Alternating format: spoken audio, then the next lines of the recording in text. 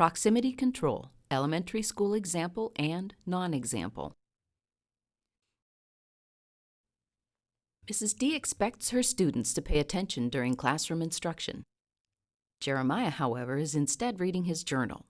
In this example, Mrs. D seamlessly implements proximity control to get him back on track. Take special note of how she addresses Jeremiah's behavior without interrupting the flow of her lesson. So good to see everyone again. Today we're going to actually go into an area that talks about words. And one of these areas is titled adjective.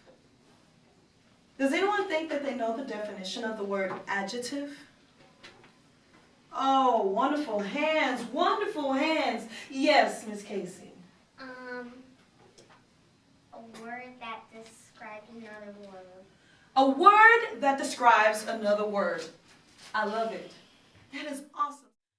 To review, the teacher implemented proximity control correctly.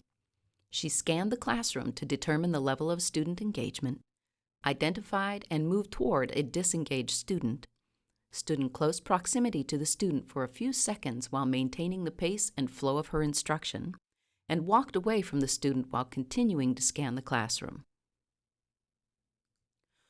When Mrs. D notices that Jeremiah is not engaged during classroom instruction, she attempts to implement proximity control. In this non-example, note how Mrs. D's instruction is interrupted when she engages with Jeremiah. So today we're going to deal with an area of a part of speech called adjectives. Could anyone tell me what an adjective is?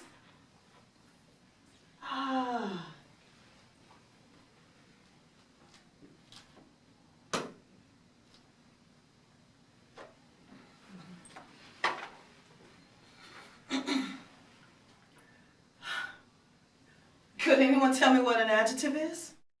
To review, the teacher did not correctly implement proximity control. Although she did move in close proximity to the student, she engaged with the student by closing his book, failed to maintain the pace and flow of her instruction, and lost her train of thought and struggled to resume the lesson.